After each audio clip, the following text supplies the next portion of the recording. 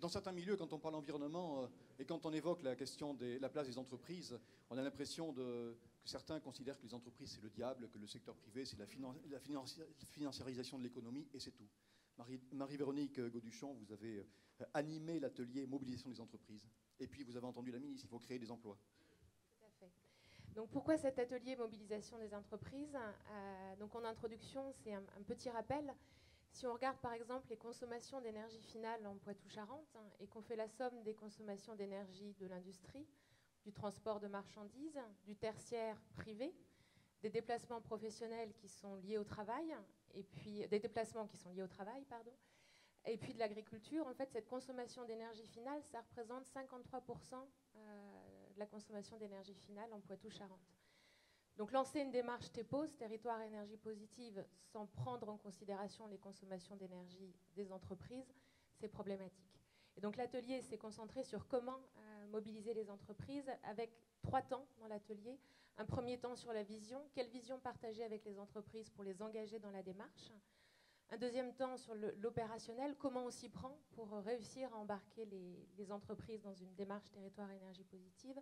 Et puis un troisième temps de mise en situation, d'études de cas, c'est comment on s'y prend dans la pratique.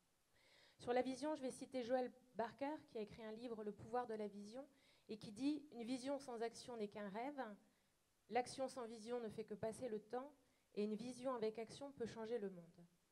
Donc la première présentation, c'était sur quelle vision partager avec le secteur des entreprises, le secteur industriel, le secteur des entrepreneurs pour les motiver.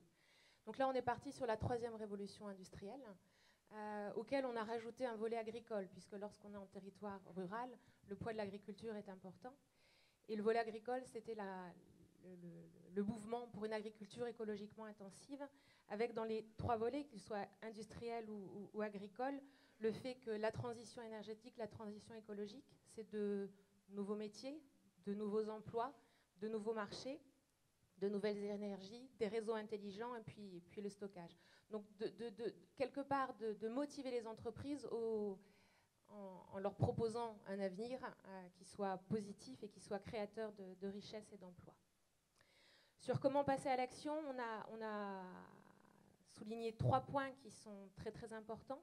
Le premier, c'est que les territoires ne doivent pas s'engager seuls, mais ils doivent créer des partenariats avec les CCI, avec les 3 chambres consulaires que sont les CCI, les chambres des métiers de l'artisanat et les chambres d'agriculture, parce que ces acteurs-là, déjà, ont accès au réseau des entreprises et des entrepreneurs et parce qu'ils parlent leur langage. Que la chose qui était importante lorsque les animateurs allaient au contact des entrepreneurs, ce n'était pas de parler de gaz à effet de serre, ce n'était pas de parler de kilowattheures, mais c'était parler d'euros, c'était parler de création d'emplois, de nouveaux marchés ou bien d'économie sur la facture énergétique.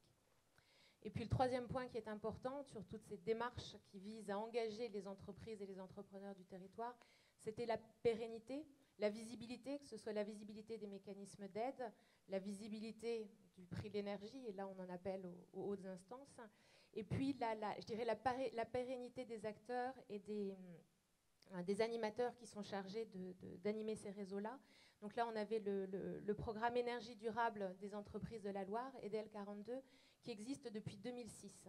Donc là, on a un programme qui a plus de 9 ans d'expérience, où le rôle des animateurs, ce n'est plus d'aller vers les entreprises, puisque le bouche à oreille des entreprises qui ont déjà travaillé avec eux fonctionne très bien, et que d'une animatrice, ils sont passés à 2 animatrices qui, chaque année, accompagnent plus de 80 entreprises. Et puis le dernier temps de l'atelier, c'est l'association BioVallée qui avait préparé un jeu de rôle sur son programme d'écologie industrielle et territoriale. Et donc là, les participants ont été répartis en 6 équipes. Une équipe qui représentait la collectivité territoriale, 3 équipes qui représentaient 3 acteurs industriels de l'agroalimentaire du territoire, et puis 2 acteurs touristiques. Et donc là, l'objectif du jeu de rôle, il était double. Le premier, c'était de remettre les adultes en position de jeu, c'est de retrouver un peu notre posture d'enfant, et donc de redevenir créateur quelque part, de se dire, ben voilà, le futur est ouvert. Quand on est gosse, tout est possible dans l'avenir, et donc de se remettre dans cette posture-là.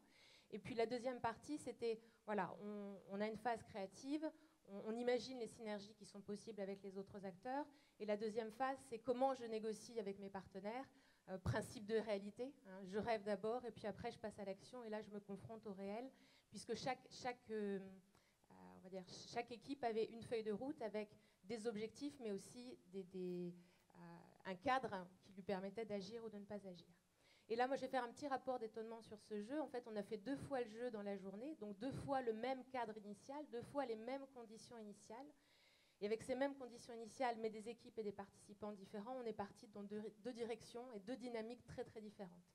Avec le matin, des équipes très créatives, très enthousiastes, où là, on est allé assez loin et dans une vraiment, je dirais, bonne dynamique sur toutes les équipes et bonne humeur.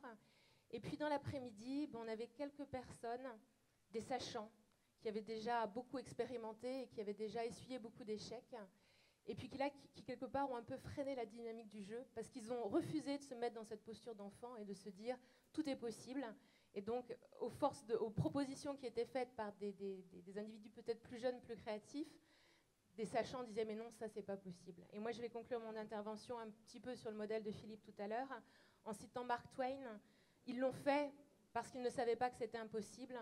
Et je pense qu'il faut qu'on s'enlève ces barrières et qu'on se dise, voilà, c'est pas parce que ça n'a pas marché il y a 10 ans qu'aujourd'hui ça ne va pas marcher.